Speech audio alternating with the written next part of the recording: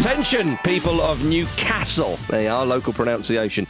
There are only a few tickets. Good to point it out. That'll endear ourselves. Get them on side. Yeah. I'm speaking how you speak. Yeah. Yes. So pay us money. Shall I go the full Yeah, hog? go for it. Okay. No. So, way people of Newcastle. They'll pronounce it. Oh, well. There are a handful of tickets left for our live show at the Tyne Theatre on Saturday, 10th of May. That's right. We're getting close to selling out. So if you want to join us for a Saturday night out in the Toon, it says that there. It says that there. Make sure you act fast, or you could be disappointed, and you wouldn't want to miss out on celebrating that Carabao Cup victory with us. That's the show. Honest. The show's going to be a Carabao Cup victory parade of a show. Indeed, it is. And the thing is, right. Of course, it's Football Ramble time, Tom. We look back over the last 17 years of football since we've been operating, and much of that time, there's been some not very good bits for Newcastle United. So come and see us. Remind yourself of that crap, because it's a happy ending for you. We've got to add a chapter of them winning the Carabao Cup to the running order. We have to. Peter's said that he'll walk out, otherwise he'll. Oh, is it? Okay, right. So we're not going to do it. That'd be good or bad. Head to footballramblelive.com to secure your tickets. And if you're not in Newcastle, there are limited tickets available for London, Birmingham, Manchester and Glasgow.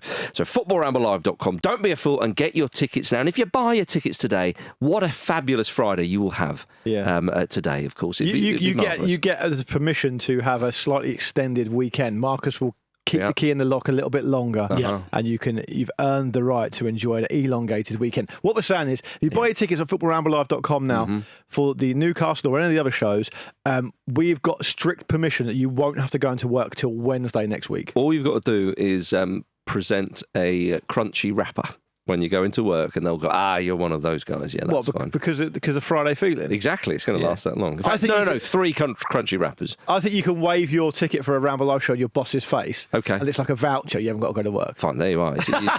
It's a hell of a weekend you've got ahead of you. Cadbury's crunchy advert, Friday feeling, 1991. It's early for Marcus even. Yeah. Just got in there. He's got absolutely no cultural knowledge before January the 1st, 1990. Yeah, but when did it stop, though, Vish? Yeah. When did it stop? 1992. Did it really? Do you remember the advert of him on the roller coaster? I remember it all. Yeah. What glorious memories. Now then, FA Cup quarter-finals. I remember when Fulham were an FA Cup quarter-final at Old Trafford. It didn't end very well. They've got a chance, though, to reach an FA Cup semi-final. You have to be a massive club to win an FA Cup quarter-final at Old Trafford. You absolutely do, as Portsmouth fans know. Yeah. Fulham against Crystal Palace, 12:15 on You must Saturday. be excited for this. Yeah. I am, but I do remember when Palace turned up at Craven Cottage only, last month, and won convincingly. So it's natural for a football fan to be a bit negative towards your club's chances, because you think to yourself, just a trip to Wembley away, and then it's the hope that butchers you, Vish. Yeah. But you're smiling, perhaps on my behalf. Yeah, entirely on your behalf. Isn't this the rectifier for the issue? Well, not the issue, but the thing that's always said about Marco Silva is the fact that he can prepare his teams for the big game. Yep, you can't necessarily do it against 100%. the off-Broadway teams, and now you've got an off-Broadway team on the main stage, haven't you? But it's a Broadway. It's very much a Broadway competition for a team like Fulham. Yes. Like, I thought I've seen Fulham, in patches, take Liverpool apart at Craven Cottage. Great patches. I saw them take Spurs apart a few weeks ago. I mean, they should have smashed them. But I've also seen them be very, very poor at home. But this is a big event, and you hope it plays into Marco Silva's kind of love of the big occasion. Yeah, but Palace, though, unbeaten in their last 6 away games, we know that they're very, very good away from home in particular. But the form table in the Premier League, Fulham and Palace are exactly the same. 1-4, lost 2 in their last 6 games. It's exactly the same form. It is a tricky one to call. Good for Palace, though, that Jean-Philippe Mateta is thought to be available after returning from that awful injury he suffered in the previous round against Millwall. Do you reckon they'll have a bionic ear? Possibly. Because he's had stitches all around the side of his ear. Yeah. I'd love it if he just came in and he had like one massive ear. But then wouldn't that offset his balance? True, Could but do. he could be the first forward in goodness knows how long to score a winning goal with the ear. Yeah, and it's not an infringement to use your ear. No, but they will check for 10 minutes that it might be. Exactly. Yeah. Is he getting a better hearing advantage? As well? Yeah, that's the thing. Yeah, I think the Fulham backline have got to be careful if they're going to call everybody push up, try and catch them offside. Just whisper it. Yeah. But also, if he turns his head, he's offside. Yeah, you can't score with that part of the body. Yeah, true. So I'd like to see him with a big bionic ear. Yeah, just to see. Not bionic necessarily. Oh, okay. That might be an unfair advantage. So how are they going to puff it up? It's a flesh ear. Oh, okay. Yeah. Imagine a referee blows for kick-off and it pierces his massive ear. He's down already. He's out again. Tinnitus. Yeah, just to see. You said, how's he going to pump his ear up? Has he got a little pump in his shorts? Actually, I puffed up it. But fine, similar. Yeah. In my mind, it's like the King Charles ear that Pete designed for the coronation. With papier-mâché. Okay. Now you're talking. For some reason, I've got the rib on the side of the car in the Flintstones. Yeah. That's how I see it. That shape. Okay. Definitely that shape. Yeah. So does it make you more nervous for the game knowing that Mateta may come out with an ear advantage? Yeah. Well, no, but this is the point, Luke. I'd like to see him come out with this big ear that you speak of, because we can finally answer the question: will it be an advantage or a disadvantage ultimately? I think it swings and roundabouts for sure. Depends who's got the ear. He's basically going to come away with tinnitus. Yeah. I think he's going to find himself offside an awful lot if he's not careful. But he could find himself on the right side of a famous But victory. if he flaps that ear boy, he's going over the top of the defenders, flying over, diving header. Bassey and co won't know what to do. Diving era. Oh dear, it's a new era for Crystal Palace, perhaps. Yeah. They'll want to get back to Wembley, of course. Of course they will, yeah. It wasn't that long ago when Pardew's boys got all the way there and beat, was it Watford, I think it was, in the semi-final, and of course ultimately lost to Manchester United in the final. Because of a premature dance. Yeah. That's right, it was. And Pardew's always in the cottage. Yes, he's off. I've seen him once or twice in the posh seats. Yeah, and so potentially then he's ultimately geared himself up for this. Well, because he's always been entertained by Fulham in the cottage. But not always. I've seen him in there a couple of times. You have too. Yeah. Is there a back bit to the cottage? He obviously lives. There's a lap dancing bit off the. Come on. He obviously lives close by. Fulham Football Club don't have that. Yeah, not with those foundations. But not with the current owner. He used to. He used to manage Palace, so he's got split loyalties there. In many ways, it's the Alan Pardew derby. No, it isn't. He's very much a Palace man, and I want Palace fans to remember that because he played and managed them, of course, and was so close to winning them their first ever major trophy. Can I give you a talking point that's away from all this surrealist nonsense? I think it's because we were talking about Ross Noble before the show that we've gone a bit mad. Willian is in line to start. Oh, is he? He's not made a contribution since he's been back there, has he? He's not been great. It's early days, of course. Okay. Is he the man for a big occasion, though? I think so. Okay. I wonder if he'll start, though, if he's got... Getting him back to match fitness, obviously, is... It takes a while for any player. I think he hadn't played a game since, would it have been December, something like that, when Fulham got him in January, maybe early December, and they got him in January, of course. And he is 36 now. Exactly. Willian. You wouldn't know it on the pitch. He's still got that turn of pace. Obviously, not as much as he had, but I mean, that's just how the body works. But he is a big player. In fact, he's one of... Tom Kenny says he's the best player that he's ever played with. Oh, really? Yeah, he's that highly rated. And I once said that João Paulinho is the best player I've ever seen for Fulham. And then I was reminded of Moussa Dembele, and I thought, okay, but maybe peak Moussa Dembele was perhaps at Spurs. Yeah. But then I thought about Willian, and I thought, again, peak Willian would have been at Chelsea. However, Willian, you can see, is that cut above, even at his age. But when players talk about it, they see them every day at training, don't they? So it's slightly different. It is a bit different. The way people talk about Moussa Dembele is extraordinary. It is. Yeah. I mean, who was it the other day? It might have been Kieran Trippier. It's someone who played with him at Spurs who said he's the best player that's ever played the game. He basically, because the question was who's the greatest of all time, and he put Moussa Dembele on this board. And the guy interviewing him, it was one of the few occasions when one of those Sky Sports News VTs has actually been interesting because the guy interviewing him just wasn't expecting it. Yeah, fair enough. Well, I don't know how prominent Willian will feature. Well, the reason I'm saying that is because they were very, very good against Spurs. They're very good. I mean, it says they won 2-0. It looks like a comprehensive win. Of course it was. It could have been a far bigger win. There was a period of the game, though, when Spurs... They tried for about 20 minutes after half-time. Okay. But they were still unbelievably sloppy. But Palace are a better team at the moment than Spurs. Fulham had to ride the storm. Yeah, I'm not trying to make that point. The point I'm trying to make is will he see that Marco Silva and go, that combination that worked really well for us, we should go unchanged? Yeah. Because it's been a period of time since we played. Maybe he puts in Muniz for Jimenez, who came on and had a really big impact actually straight away. Jimenez did his hustle and bustle and his kind of occupying at the centre backs and looking decent, but that really kind of troubling the scorers. Muniz comes on, bang, straight away. Sessegnon comes on, bang, great impact start. If he does exactly the same thing, they've got a really, really good chance of beating Palace. I think Muniz is actually, nobody wants to be told this, but he's great off the bench. He really is. He often comes on and has an impact. He seems to be able to read the game really well, doesn't he? He particularly when he comes on and you're chasing a goal, he seems to find exactly the right place to be. And he's one of those players that he doesn't look particularly big until he's up, until he's up against a defender. You can actually hold your own. That goal he scored was a great bit of strength. Yeah. It was a great strength and finish. It was a great classic example of what strikers have to be good at, which is fast and strong, quick, hustle, bustle, then calm. And the finish was brilliant. Yes. I think they've got a really good chance here for them. For the reasons I've said, because I think that Marco Silva is the type of man who gives himself an extra look in the mirror before he leaves the house, for sure. And nothing wrong with that. I'm not criticising the man for that. And he loves the big occasion and he loves to be a part of it. And the FA Cup quarter-final makes this a big occasion. Plus, there's a chance for them to avenge. Plus, they were so good against Spurs. I think Spurs make a lot of teams look good, at least for periods. But nevertheless, they were excellent. And the only fly in the ointment for me, and I'll be watching this with keen interest, will be, as you said, Marcus, Palace's away record. The fact that Palace do seem to be very well suited. We also don't know, by the way, I mean, we've disrespected him for a good 5 minutes about his potential giant ear.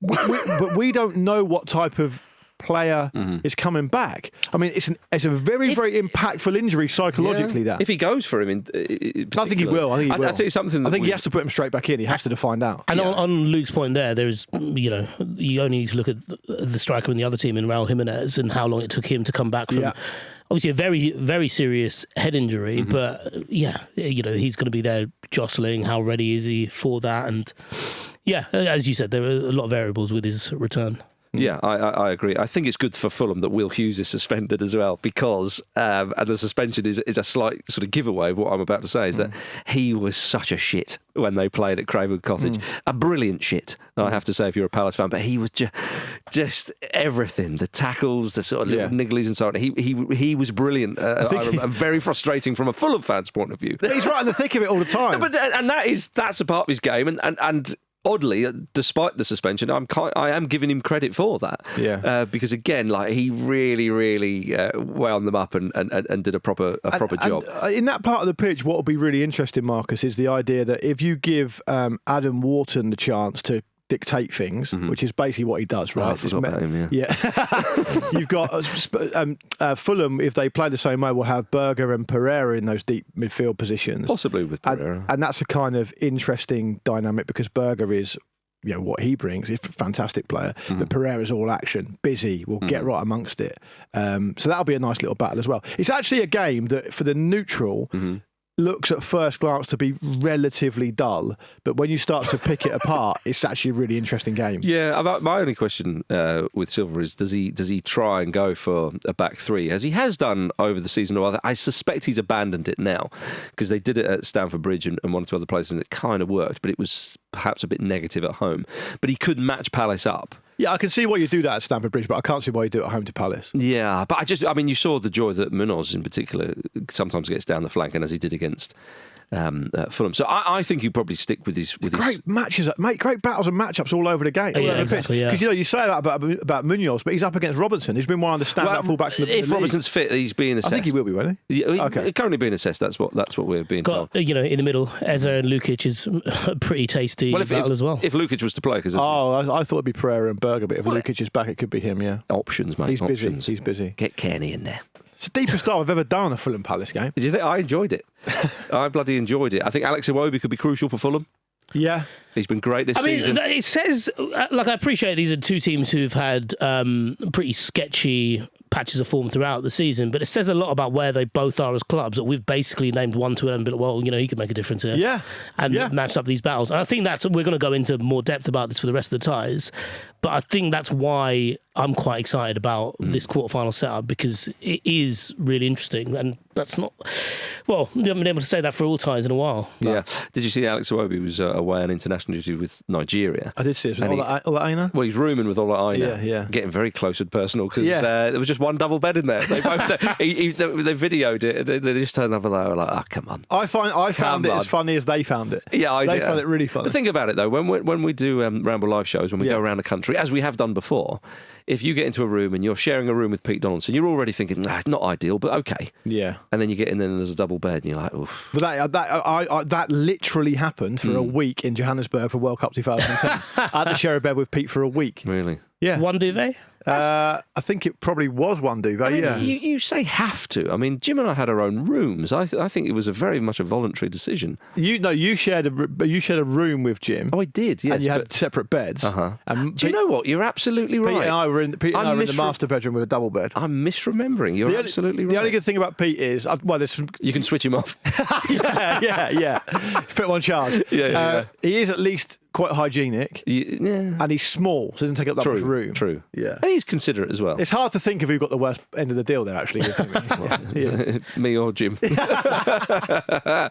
Excellent. Well, looking forward to that one. On Sunday, Preston North End host Aston Villa at 1:30. Preston was the last non-Premier League team in the competition. They're currently 14th in the Championship. It's not having a blisteringly good season. No, can I take back what I said about good matchups all times? Well, what's interesting about the Preston Villa game is that Preston have had a pretty kind draw so far in the Cup.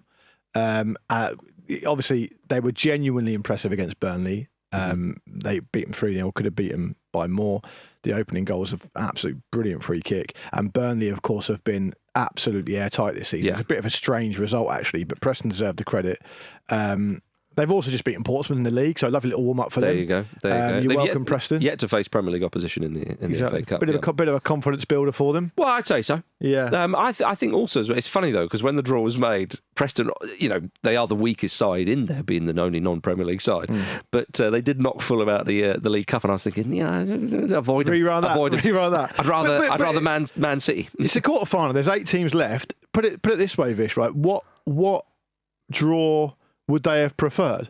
First of all, probably they're going to say, we don't care as long as it's at home. Yeah. And we don't want to play Man City. Mm-hmm. Well, you've got both those. Although, I don't know these days, but you're right. You know what, we'll come on to this, but I've got a feeling Man City are going to fucking shithouse their way to a cup win. Yeah, I do as well. I really think that as well. But Preston, though, you're right. I think as long as it's at home, that's exactly what they want. They would have, if they could pick as well, they would also been like, after a European midweek. Well, that would have been ideal. Yeah. That would have been ideal. Villa, of course, in the hunt for their first trophy since 1996, which was the Coca-Cola Cup. I remember it, yeah. Carabao, not the only drink that's ever sponsored the Worthington Cup. Saxon Milosevic scored. Got the opening goal, I believe. It was a beauty. Have Coca-Cola have moved beyond having to sponsor kind of second-rate cups in England, sadly. Their brands... big. What they basically are quite big, yeah. Well, before the mid-90s, no one had actually heard of Coca-Cola. No, that's right. And they sponsored the League Cup and it put them on the map. That's it. We used to drink Dr. Pepper before they came along. Carabao hoping for the same. I was necking Rumbelows as a kid. Milk, obviously. Yeah. Worthington. Yeah. Yeah. So, or Skull, if you were north of the border. But on of course. The Skull Cup. On the Aston Villa side of the ledger, though, lads, what we've seen that Villa have been able to achieve in recent seasons under Emery has been amazing, right? Mm-hmm. And they deserve all the credit, and they've been fantastic. Still in the Champions League, brilliant. But what would be amazing for them is to do almost what Leicester were able to do, or something like that, where you get a cup, you get a trophy. Because it has been a long old time. We talk about Villa being a big old club, which of course they are. Win a European Cup in the early 80s, win the League Cup in 1990s. You said 96 or 95? 96, yeah. They won the FA Cup back in the 50s, I believe, but that's the most recent time they've won it. Mm-hmm. Like, if you're a club that size, you want to be winning trophies, and so they've got a real chance here. So from their point of view, it's actually a really interesting game as well. What's also funny is that I think they've struggled to get past Preston in the last 6 times they've played them. I don't know if you read that much into this, but they have actually played them. This is the 7th time they've played them in under 10 years. Right. Of course, because Villa were in the Championship for a while, right? It feels like a long time ago, this. Yeah, so between 2016 and 2018, they played them 6 times. They only beat them once. Tell that to Marco Asensio. Well, yeah, exactly. Who? Yeah. Marco Asensio's listened to this guy. I wasn't on that job there, was I? I was not on that job. A lot of them weren't. Yeah. A lot of them weren't. No, Yeah. but you're right, though. This is a good draw for Villa, all joking aside and all nonsense aside. It's a good draw for Preston. It's a better draw for Villa. Yeah. Exactly, yeah. Preston, as you say, Luke, if you're at home, fine, you're going to get a Premier League side. But Yeah, because Preston will go, I want to be at home and I don't want to play Man City, and everything else will take as a bonus. Villa will be like, we want to play Preston. We want them. Yeah. We'll turn up if you want. But yeah, Villa are a better side than Fulham and Palace. And then, you would say, despite the league positions, they probably got a bit more than Bournemouth. You look around and really, sort of traditionally speaking, Man City would be the big one and then Villa. But I understand Brighton and Forest are having decent seasons and so on. But it is up for grabs. Like we've been saying this for a little while, and obviously certain teams started to go out the competition. Manchester United in was it the previous round they went out and They played a big side, didn't they? They did. They really, really did. I've never been more convinced that Fulham were going to lose on penalties. Oh my goodness! Yeah. But as I say, Man City the only proper sort of serial winner. I mean, again, Villa go back to the mid-90s. This will feel like for a lot of Villa fans that they've never won a major trophy because they haven't seen it. This has got Villa getting to the final and losing in a boring final against Man City, where they're really unlucky. Yeah, written all over it. Oh, okay. Yeah. Sorry, Preston fans. Is this the Simon Grayson derby? though. That's what I want. Yeah, he played for Villa, didn't he? He actually played for Villa back in the 90s, didn't he? I think he did. Yeah. And obviously former Preston manager as well. He's currently managing in Nepal, Lalitpur City. Yeah, I looked it up. It looks amazing. Looks a beautiful place. It does, yeah. Lalitpur City. I'm saying that right. Yeah, I'm sure nobody will pull me up for that. I'd love it if they did. That would be good. I'd love it if the Nepalese section of the Ramble fan club were meeting for their monthly meeting this week, and they said this is a disrespectful way to talk about us. Do you know what? I wouldn't want to disrespect them. 300,000 people live in Lalitpur. Yeah. Yeah. Okay, and I love every single one of them. So we could feasibly have a listener there. Well, they're my Nepalese team. I keep saying this to people, and now I've finally got a chance. I thought you were a Kathmandu Razors man. Wow. That's their big rivalry game. That is true. I'll tell you what, if I was getting to the... I'm 44, right? Imagine if I was good at football and I kept myself in good nick, right? Can you imagine that? Take a while. And someone wanted to give me one last job, and it was Kathmandu Razors. I'm going there. You are. I'm going straight there. Yeah, you think it was a sponsorship deal or something, but no, that is the name of the site. You can gorge on momos between games. Lovely little dumplings. Oh, tell me more about that.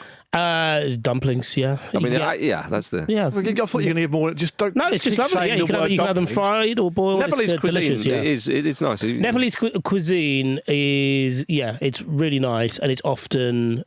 people forget when they read like an Indian restaurant because it'll have Indian and Nepalese food, and it'll be Nepalese food. That's right, yeah. You can also fly direct from London to Kathmandu as well. Well, I suggest everybody does to see this game or wherever it's being played. No, you can't actually. I think you've got to go via Delhi maybe. Okay. But you can get there in about 12 hours. I'd love to go to Kathmandu. It looks amazing. It does. Well, Simon Grayson, as I say, he is I can see why he's going. Yeah, well, he's in Nepal, which is a beautiful country, of course. And he spoke to the BBC before this game, and he said, hopefully I will come out of the experience a better person and a better coach. I don't want to look back in years to come and have regrets about why I didn't try something. I'm here for a life experience, which is good because you'd think Simon Grayson, again, is a guy, a lot of championship jobs, you would think he would, in the Football League in England, but try something like that is from left field, isn't it? Yeah, I mean, was he talking about going up Everest? Is that that's part? He's going to base camp. Well, he said the scariest thing on his time. He said the scariest thing that they've done that they've mentioned is going to Everest base camp, which is a 2-hour helicopter ride away. And he said, "I'm not one for seeking thrills or anything like that." And I did sort of think to myself, "Are you in the right country then?"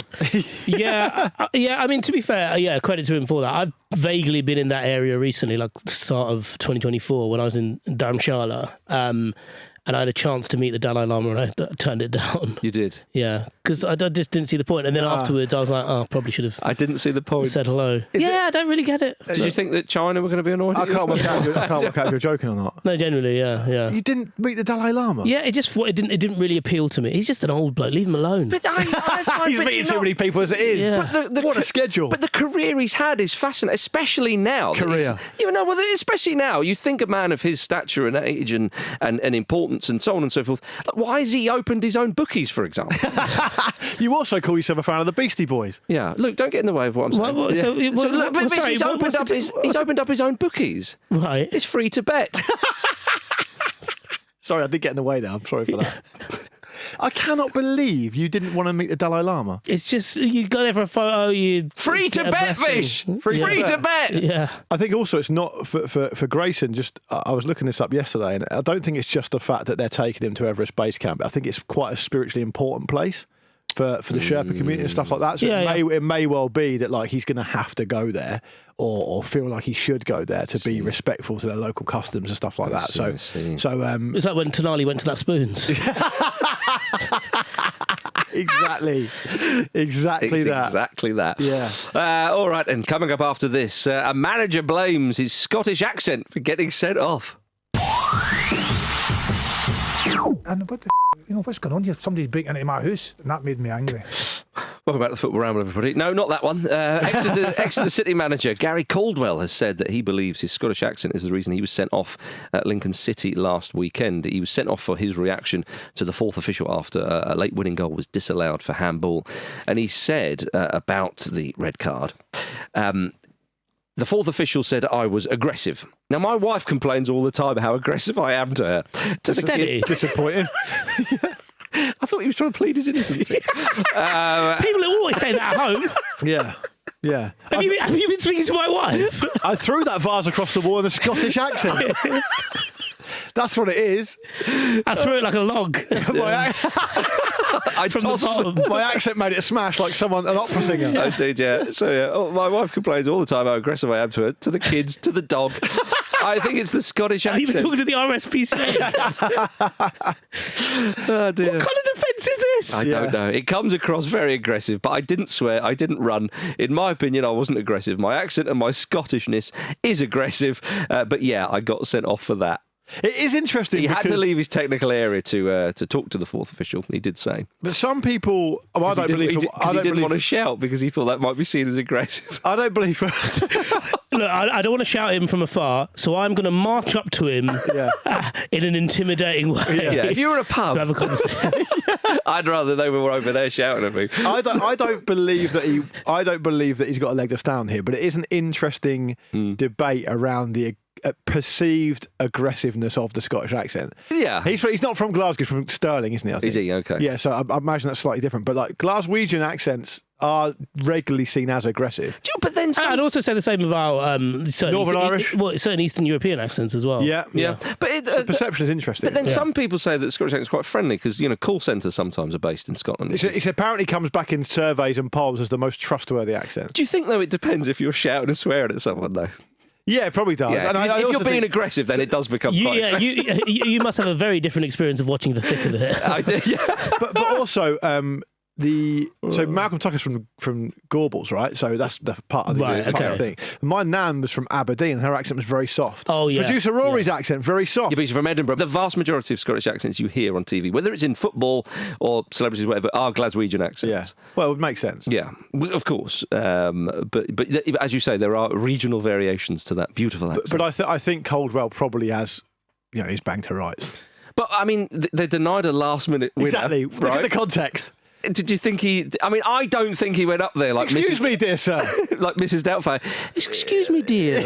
Yeah. Could you put the goal back on, please? I don't think it went down. I don't think he's from Morningside. No. I think he's probably got. Anyway, look, rights, we shall see. But I would encourage him to maybe write down what he wants to say to the fourth official, hold it up. Yeah. So take some stuff it down his throat. Yeah, exactly. Yeah. He's written on there. He's still going. Lovely cursive, though. Yeah. I didn't write it in an aggressive manner. Yeah. Right then. Bournemouth host Manchester City on Sunday afternoon at 4:30. Bournemouth have never made it to the FA Cup semi-finals, let alone won the damn thing. They've made it to a couple of quarterfinals before. And I mean, the last time you talk about Manchester City shithousing their way to an FA Cup win, I mean, the last time they failed to reach at least the FA Cup semi-finals was in 2018. Amazing. They have great pedigree in this competition. So Bournemouth are up against history. But in terms of what we've seen this season, it's a pretty even match.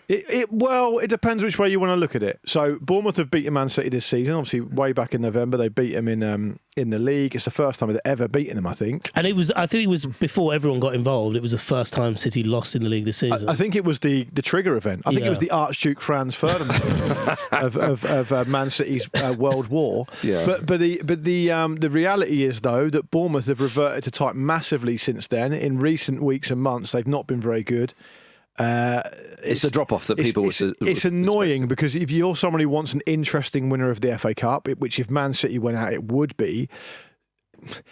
Unfortunately, even though it is in Bournemouth, I think it's a tough ask. I think Man City would have found it harder playing Villa, Forest, Fulham, and possibly even Palace. And Brighton, maybe Brighton as well.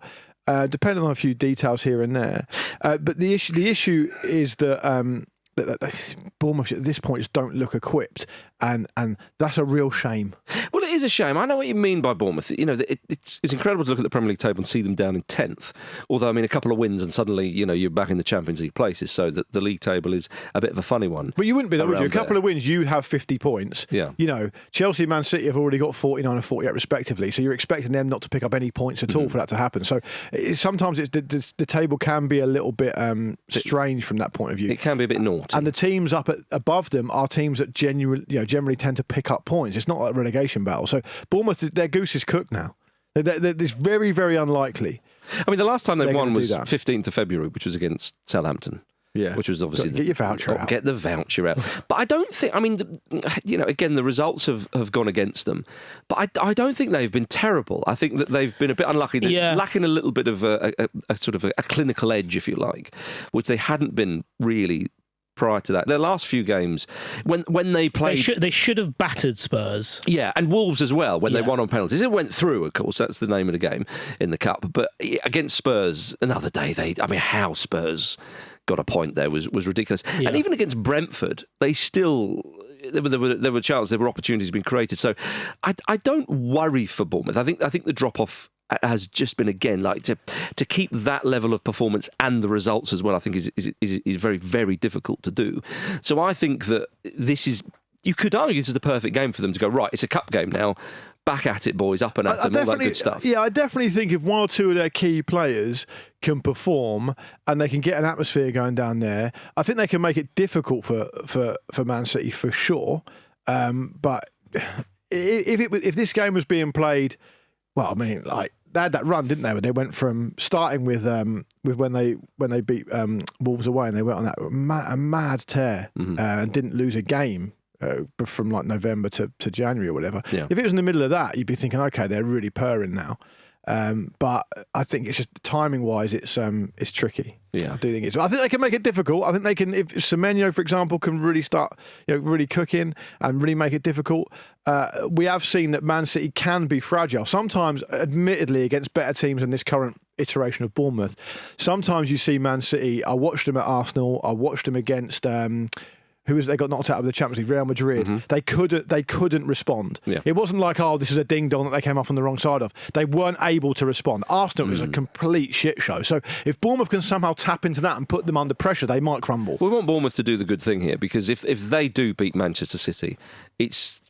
for the neutral, for the romantic and so on, ultimately... Is it romantic? Would it make you feel romantic? If Fulham won it, yes.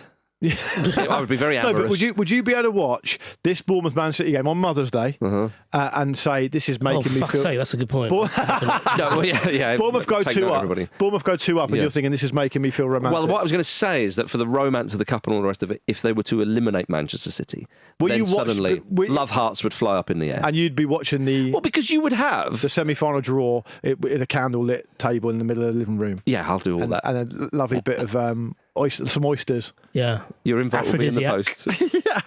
I'll just come over. Fine. Start with some oysters, lovely bit of gammon. Now you're talking. Now you are talking. That's the way to Marcus's heart. And the arteries as well. Yeah. Serve a bit of gammon in a bucket. There you go.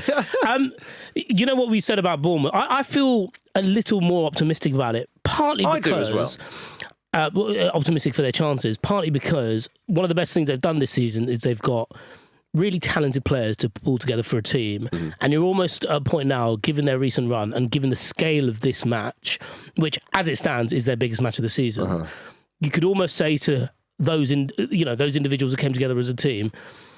Look, we know basically while you're here at Bournemouth, you're basically using this club to go on to better things, and you're doing brilliantly at that so far. This is the kind of game where that kind of stuff can really propel you forward, where you can really reinforce all the good work you've done collectively as individuals in this particular match. And I wonder if that's going to play a part in this, because a few of those players have been on international break. They've had a massive lead into this. They would have been thinking about what's on the horizon on Sunday. And it's still a recognisable behemoth in Man City, regardless of how badly they've been this season. And because they have the recent memory of doing them over at the start of the season, I think they will really bring it. Whether it'll be enough, we'll find out. But I really do think they'll step it up for this game. Are we going to see Jack Grealish play? You think so? I think he probably will. You talk about breaks. He had a break. He was in Dubai for the international break. Shared a video of him doing some Irish dancing. Nice. Oh, yeah. Yeah. He only did that for a little bit, and then he did a lot of English dancing. Then he got a hanky out and started prancing about. They'll do one song, and then I'm going to do some English dancing. That's right, I say you probably will. It depends how Guardiola wants to approach it, right? Because really now, I think if they can come out of this with an FA Cup win, they can at least point to it and go, we've won something this season, right? And it's not been a complete, write-off. So maybe he'll want to play the strongest team he can. And if he does want to do that, unfortunately for those of us who want him to do well, Jack Grealish isn't in the team. It's always a difficult position to be in, whoever you are, no matter how high profile you are. If you're an attacking player particularly, and you're not in the team's best 11. What about the... I agree with you. Have you heard that Manchester City are reportedly interested in the Southampton Jack Grealish, Tyler Dibbling? I have heard that. I've heard he attract the attention of loads of big clubs. The reality is that he's a really exciting, talented young player who's stood out as being a great prospect in a historically bad team. And if you look at his numbers, they're not amazing. But how could they be? Exactly. And you look at his age, and you look at his prospects, he's an exciting player. The price tag Southampton have asking for seems to be ridiculous. The pricely sum of 100 million, that's what some people are suggesting. And he'd be on a small contract, and he's also contracted for another 2 years at Southampton. But I don't know if there's a clause in there if he gets relegated, they get relegated or what. But Southampton could do a lot with 100 million, Vish. Yeah, I'd love to see what they did with it. Yeah, like what? What would they do? It goes a bit further in the Championship. A giant bionic ear. Yes. For each of their players. Ooh. Or two, so they don't fall over like Mateta will. There you go, you see. And that would certainly sway the balance quite literally. All right, coming up after this, Cristiano Ronaldo is being made into a computer game character. Before we get to see Ron, we've got the small matter of tomorrow afternoon's game between Brighton and Nottingham Forest. I'd say it's tomorrow tea time if you don't mind. Well, you can do that tomorrow evening. When does the afternoon stop and the evening begin? Would you say 5 o'clock or 5? 6 p.m. Is it 6? I think it's official? 6 p.m. That's too early for tea, isn't it? For evening. Or dinner. 5:15's tea. Anything beyond 7 is going to be dinner. He's not got kids. Yeah, exactly. You have to give your kids their tea before they go to bed. Roughly, my son has tea about 5. Fair. Marcus? I'm all over for tea before dinner. Yeah. Oh, I'll be up for that. Yeah. No, you don't get tea and dinner. Well, unless you do what I do and eat all that is left over. Yeah. And then have your dinner after he goes to bed. Oh, yeah, I didn't think of that. Liar. Well, anyway, yes, Brighton hosting Nottingham Forest. Is this the tie of the round, Vish? I'd say, you know what? I'd say so. Yeah, I would. Two different styles that weirdly fit quite nicely together. Brighton like the ball. Forest do a lot with what little they have of it. I think it's and in terms of exciting. in terms of where they are in the league, 3rd versus 7th, but again, Forest very much looking to cement that place in 3rd place, of course. So they've got a little bit of a cushion on Chelsea in 4th. Brighton in 7th, but Forest beat them 7-0 not that long ago. They did, yeah. And so Brighton were looking for a revenge here, surely. Chance for it, though. How annoyed would you be if you were the manager of a player who got injured against New Caledonia in New Zealand about a week ago? You mentioned this on Wednesday. How on earth did Chris Wood manage to get injured? They're finely tuned athletes, aren't they? But it is a bit of a sickener if he's not going to play in this one. But he's out just from being knackered from that plane ride back. Yeah, God, it's brutal. And the time difference. How do they? I know this. I don't want to derail the whole conversation here. You're going to talk about the Cook Islands again, aren't you? No, I'm not. But how do you deal with that level of time difference in such a short amount of time? Well, one of the things they do in American sports, I suppose, where there's a lot of travel and there is a time difference to negotiate, is they have these special glasses that basically change the light, so you don't necessarily need to get on the local time where you're going to. Have you experienced that? Because there's a couple of airlines that try and say that they do that with their lights, the lighting. Yeah, but the Dreamliner. These people have right. It's specific glasses which they have. I don't like unless Chris Wood's got his own pair. I think he just has to sleep it off. Surely the human body can't be that hoodwinked that easily. Yeah, I'm not sure. You still keep your sleep patterns, but they are of your kind of where you've come from, essentially. Right. So I suspected that. I suspected that when I looked into it. When I was saying, I think I was saying earlier this week when Aguero and Alexis Sanchez South American players, South America, there's no way. I know they're younger and they're fitter, so that helps. But there's no way you can do basically under a week in New Zealand and not be effective, because you have to go and play a game effectively. So say that game they played against New Caledonia, I don't know what time it was, I can't remember, but say it was like 5 p.m. That's basically 5 a.m. your time. It's just insane what's asked of them, and I'm not surprised in that way. I'm not surprised he got an injury. Did they phone up New Caledonia and say, look, do it in Nottingham for Chrissy? We'll pay for you. Can we play this game at 3? Come over here.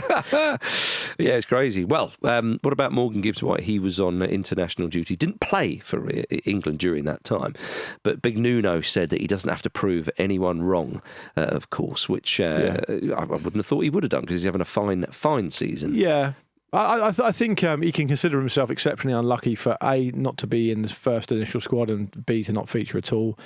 That said, he's not been the first player to be brilliant and not play that much internationally, because there's other players who the manager prefers. That's just how it goes. Look at Matt Letizia. Exactly, yes. Yeah, kind of. He didn't play because everyone was against him. And the whole thing was a big conspiracy because he's from the Channel Islands. That came after.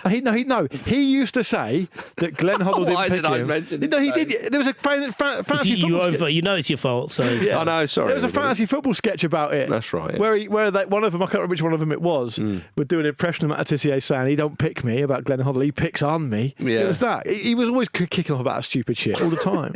But anyway, Gibbs-White. I think you have to think.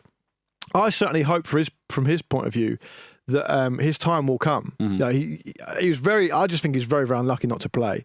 But in a way, it's good for Forest. It's good for their chances of winning the FA Cup. I mean, he plays a kind of a specific position and role, I suppose, for Forest, even though I think he's adaptable. So we know what he brings to the party. And I think currently for England, we can have this chat another time when the international break comes along, but I don't see too many opportunities for him there. But he's been crucial. Morgan Rogers played in that role ahead of him. And then Jude Bellingham played in that role ahead of him before. Yeah, he doesn't. He's a good enough player not to need a handout of a. Here you go, have 10 minutes here and there. Yeah, we know what he can do. Fine, but okay. Well, look, we had the international chat, but I think Rodgers' role for England. That's what he's trying to bring back to England. Sorry. Look, Gibbs-White in this situation, he will be fired up for this because despite Nuno saying he doesn't need to prove anyone wrong, well, he wants to show everybody why that there was a clamour for him to be in that England squad. There's Nuno saying it publicly, and there's what Nuno's probably saying in Gibbs-White's ear, being like, "Look, these are the kind of games where you got to show how good you are." Well, look, Brighton versus Forest Saturday 5:15 kickoff again. Another treat, another Saturday treat. So get your tea. A tea time treat. Yeah, exactly. What would you have to eat with it? I'd probably get myself a lovely chips. John McGinn, just chips. He doesn't like chips. Vish have a good answer here. Vish, share with us one of those really pretentious gastropub menus. Egg and chips. Then. Well, it's egg and chips. Yeah, but I've said pretentious gastropub. Marcus has upgraded it from chips to egg and chips. No, pretentious gastropubs are just things that you get in the normal pub, but 10 quid more expensive. Yeah, and smaller portion. Yeah, and they do things rather than say on the menu in a gastropub, rather than say, for example, mushrooms on toast with butter and whatever and a poached egg. It'll just say they always do this, and it'll just go mushrooms, toast, egg. Yes, It's very, very stylised at how they put the menu together. Yeah, or it's like chips in beef drippings. Oh, you didn't tell me you were going to cook it in the oil that's collected at the bottom of the pan. God, do that. Thanks very much for that. Yeah, Yeah, you see. triple cooked chips. There you go. There we are. You A see. bit of that. McCain. Yeah. He's involved. And so is Cristiano Ronaldo, because he revealed he's going to be a character in the new fighting game, Fatal Fury, City of the Wolves. Yeah. Fatal Fury is a Street Fighter-style computer game. I never say video game, I say computer game. That's fair enough. Yeah. Yeah. I don't know what battle you're fighting there, but good for you. It's no battle, because I've won it in my own mind. Is that Sun Tzu? We always used to call it a computer game back in the 90s. I think when did it become video game? Video game was always what Americans would say. Yeah, I know what you mean. I think this What do is the Japanese say? That's this is one of the most incredible marketing achievements that I can remember in the history of computer/video games. Basically, what you're saying is, come and buy our game. You can beat the absolute shit out of Cristiano Ronaldo. Yeah, but you won't know will you manage to win. No, people are going to be queuing up for that. I want to see if there's an Alexander Mitrovic character. That'd be much more interesting. Do you know what the good thing about it is?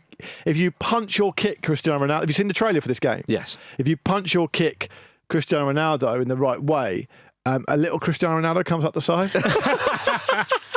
There's a callback. I thought you were going to say he goes down and you get sent off and he wins and it's really boring. He's got a football he can kick at you. I've seen it, It's like a bright blue glowing one. Yeah, the game is made by developer SNK, which is owned by, who would have thought, the Saudi Arabian non-profit organisation MISK Foundation. So Ronaldo's character will have specialised football attack moves. One command move is called headed clearance. So dumb. While he can also perform slide tackles and so on and so forth. He does perform his celebration after winning. So good. Good news for your brother. After he chops you up. Stick to Street Fighter 2, kids, is what I would say. Oh, absolutely. You got never, ever, as Winston Churchill said, never, ever, ever give up on Street Fighter 2. Dean Smith also says you're an encyclopedia of football. A what? An encyclopedia of football. Yes, indeed. It is time for Jack's Encyclopedia. It's my turn in the hot seat to host. I stood aside. Apparently, the ranking said that I should be taken on Vish again. Thank you. But I stood aside because I think I've had my chance. I've failed. It's only fair that I give Marcus a crack. Partly, admittedly, to those of you who are listening, because I think that if Marcus can somehow beat Vish, I can absolutely beat Marcus. I've got his number. I like that. Styles make fights. Everyone knows how Jack's works, right? I don't need to keep doing it, do I? No. But it is just a two-pronged game today. Marcus versus Vish. Now, on the WhatsApp, we've got a Football Ramble WhatsApp community with a few thousand people on it. You're welcome to join it. Just search for it. That's too many for a WhatsApp group, isn't it? I think it's a community, not a group. I see, it's right. not, and we do updates on there. Marcus did ask who was backing him to win today. Bit needy, that. I need some support. I need all the support I can get. And he's currently 40 votes behind Vish in a poll from our Football Ramble WhatsApp community. So after you messaged in there yourself as well. No, I'll take that. That's a victory for me. That is massive for me. Well, listen, give yourself the best chance you can. You've got the support of quite literally 66 people. There you go. And when was the last time that? It's a game of categories. You know how it works. 66. Hey, Great. I tell you what, that is the number I was looking for. Marcus is the lower ranked player, so he gets to go first. That's just the custom. That's how it goes. Come on. Simple game of categories. If you go too slow, I'm going to play Gary Neville having a good old shufty. And we'll see how we go. All right, first category. Are you both ready? Do you feel comfortable? You happy? Yeah. Do you want to get your pen ready? Yeah. Because you can. Okay, you're that confident, are you? Starting with Marcus. Come on. The 20 oldest players to play for England What? since the start of the 1990-91 season. So I'll say that again without interruption, just so people know if you're playing along at home. The 20 oldest players to play for England since the start of the 1990-91 season. Marcus. David Seaman. David Seaman, he says. You're off and running. David James. Gone for the keeper as well. He is. Correct. One each. Teddy Sheringham. That's very nice. And it's correct. Nigel Martin. Liking that. Liking your work. 2 each. Good start, boys. Frank Lampard. went into his career very late, didn't he? It was actually almost like an evergreen type player, wasn't he? Correct. Steven Gerrard. Also correct. Jermaine Defoe. This is nice. This is nice. Well done, mate. Kyle Walker. Oh, good one. Now, what have I got here? No chance of me hitting that countdown. Mm-hmm. No, but I can't give you much longer because Vish is a worthy champion and he deserves respect. Sol Campbell. Sol Campbell, he says. Doesn't make the top 20, I'm afraid. Oh, my goodness. Vish, just one guess to get a first point. I thought... Kieran Trippier. Yeah, well played. 21st on the list. You're joking. So you're back in the hunt, Marcus. Come on! Oh, wow. Come on! Hell. Come on! It's a reprieve. You love England. You love old players. I do. Just pick any old player who's English. Jordan Henderson. Yes! I mean, correct. Vish. Tony Adams. Martin Keown. Nice, picking up from what he did. Yeah. Good. This is a great round. I'll tell you what, I think you've done 10 or 11. I think it was the 11th of the 20. It's very, very good. From 1990? Yeah, correct. No, 91, you said. 1990-91 season, so it will be from August 1990, effectively. So Brian Robson would be on that. Blimey, you've done well to get him. Going to have to start running it down now, Marcus. You've got, I think there's 1, 2, 3, 4, 5, 6, 7, 8 left to get. When did he retire? It's Torres to give Chelsea. Peter Beardsley? I think he retired, did he? Come on! Wow. This is lovely stuff, I'm telling you. I might go back to the Arsenal thing. Lee Dixon. No, there's only 6 left. There's only 6 players left of the 20 oldest players to play for England since August 1990. I'll just probably a bit of extra detail because whichever of you said Sol Campbell earlier, he was 26th on the list, so not that close. Kieran Trippier is very, very close. Do you know how close you were to getting Kieran Trippier? Jordan Henderson knocked him out on Monday. Oh, yeah, wow. That's how close you were. Okay, go on, Marcus. Paul Merson? One from you, Vish, and you've got a point, mate. I'll stick with Arsenal. Nigel Winterburn. That's also wrong. We're back in again. God. Yeah, no, that was never Winterburn. Gonna have to hurry ya. It's Torres. This is an epic first round. We're gonna go forward with 0 points. If you both get one wrong here, it's 0 points. Ashley Young. Surely Ashley Young. Come on. Vish, if you get one here, you get a point. If you don't get one here, it's 0 points. So we move on to the next one. Ashley Young was 28th on the list, so not that close, unfortunately. It's Torres to give Chelsea a place in the Champions League final. The headline has been... Ian Wright. Oh, no. It's a point to Vish. Oh, shit. Absolutely amazing. That is liquid Jack's Encyclopedia, that lad. You should both be very proud of yourselves. Ian bloody Wright. Yeah. I just couldn't stop thinking of Arsenal players. No, fair play to you, So mate. 5 you didn't get. It's a very good effort from both of you. David Beckham. Do you know what? I thought about Beckham and I thought... Fucking hell. Trippier was the one that threw me because Trippier's that age where you think, hang on. Anyway, carry on. Dennis Wise. Never got one. I wouldn't Michael have got Carrick. Phil Jagielka. And a big character from back in that kind of period that you were talking about that you didn't get, Stuart Pearce. Piercy! Yeah, Stuart Pearce. So otherwise, very good effort. Okay, Vish, we'll come to you next for round number 2. Every player to make 10 or more appearances for Leicester City in their Premier League winning season. Quick game's a good game here, Vish. Jamie Vardy. That is quite obviously correct. Riyad Mahrez. Also correct. Good start. N'Golo Kante. Correct. Danny Drinkwater. Danny Drinkwater. I'm writing the names down and you say them. Obviously correct. Wes Morgan. Yeah. Robert Huth.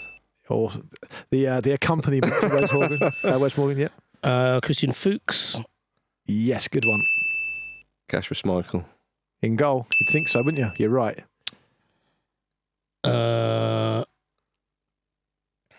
Danny Simpson.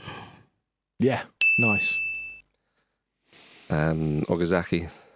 Yeah, I'll give you that. Shinji Okazaki. I don't mind if it's just a surname. I don't think he'd be mixed up with a different Okazaki, to be fair. Leonardo Ulloa? Leonardo Ulloa is a very good answer. Well done. It is. So you've now got 6 left. You've whacked through loads of them. There's 17 in total. Mark Albrighton. Correct. Well done, Marcus. Andy King? It's good. It's good. There's 4 left, Marcus. You've got to get one to stay in.